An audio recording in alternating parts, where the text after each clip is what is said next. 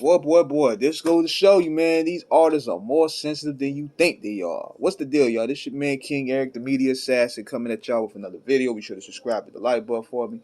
So, Stat Quo, y'all probably remember him as being a part of the shady Aftermath regime, revealed recently, I think this article came out in August, about why he got dropped by Aftermath, and I'm going to get my thoughts about it. He said, Stat Quo recently sat down with Hip Hop DX for an interview on Facebook Live where he revealed about getting dropped from Aftermath after he argued with Eminem over a chorus.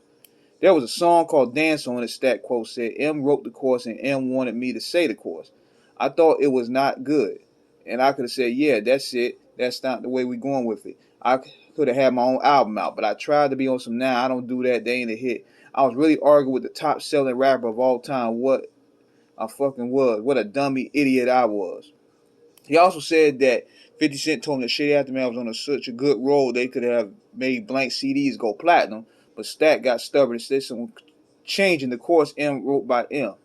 My exact quote was, I'll put it on the way you stay on the hook, and then I say, if you give me $1,000,000, then I'll put it out.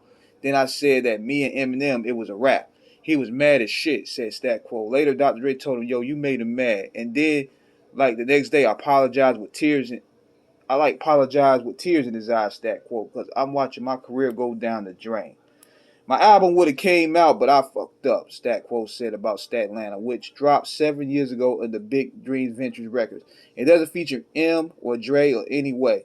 Stat Shady Years did result in 7 performances in Eminem's Present the Re-Up, a 2006 compilation. Stat also claimed that he tried to emulate the label's sound rather than adhere to his own. I came in there in a certain kind of way when I started to try to make music to appease them instead of trying to make music to please the people that got me in the door. He said, all these people I talked about picked an identity. Game of Blood, 50 a Gangster, Kendrick an Intellectual. You know who the fuck they rapping when they rap. Stat Quo was all over that place. That's not Dre, that's my fault. Okay, this is that superstar shit right here. And this is why Eminem's music is also suffering in the long run. When these guys start selling millions of records, they start becoming pop up. You know what I'm saying? They start transcending to different levels. It's like any form of criticism they can't take at all. And I'm like, I can see it just goes to show the sensitivity these artists have. Now, it all depends on the way it was delivered.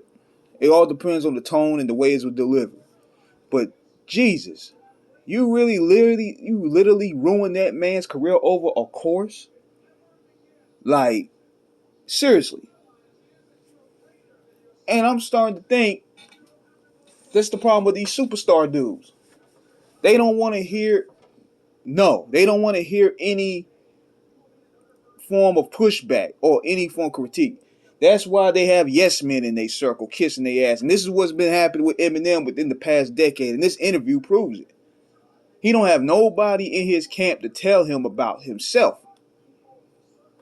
And you need that. You need that to sharpen your bar. That's probably why the Bass Brothers isn't around no more. That's probably why the Outsiders wasn't there anymore. That's probably why he didn't rock with D12 anymore. But swords sharpen swords. Now Eminem got in a space where he's like, look, I can fart on a record and do a million. I don't need nobody telling me nothing what I'm doing is wrong. And unfortunately, Stat Quo paid for it. Like, the course probably could have came out a lot better. But see, when these superstar niggas, when they get in that space where you can't tell them nothing, you can't have your own opinion on nothing. It's what I say, go. And they feel as though because they got the track record, you can't tell them anything. And the problem with that mindset is it comes with the narcissistic. I think that's where M got that from. He got that from Dre, because Dre is the same way. He got that from Dre, and that attitude rubs in because he has that whole perfectionist mind complex. That's why, even with Snoop, I remember when Snoop did an interview with Dub CNN years ago, he snapped on the interview because he said the record with Cube and Battle Cat, he wasn't feeling. Snoop just went off on the dude. I'm thinking a lot of that comes from being under Dre, taking days just to write a chorus, taking days just to write a hook. I understand where that perfectionist mindset come from when it comes to creating those songs, because they had to go through the boot camp. But damn, there's nothing wrong with listening to other people's opinion and to let people tell you that your shit ain't hitting at times. There's certain ways you could deliver your critique, but when you got people just doing simple critique and you just blackball the man, I'm like, that's wrong. That's wrong. You throw him out of the whip because he wasn't feeling the course? Come on, man.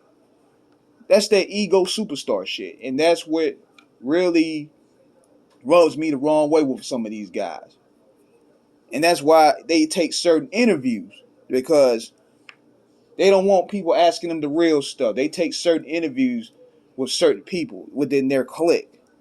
They don't like to feel uncomfortable. They don't like to feel pressure. They like a yes man circle. So that's my opinion about that, man. It's unfortunate that Stat Quo had to lose his career over that silly shit. And of course, you know he's gonna blame himself because he want to stay in the whip. He wants to still. He don't want to. You don't want to go up there saying you're doing a smear campaign against Dr. Dre or Eminem. But at the same time, man, like you was only doing. You a musician yourself. Like you got to give yourself more credit. I think if anything, if he would have stood his ground, he probably would have stayed into the camp. But these guys get so intimidated by the superstar stature, they just give in. So that's my thoughts about that, man. Let me know what you guys think in the comments. Subscribe, hit the like button. Peace.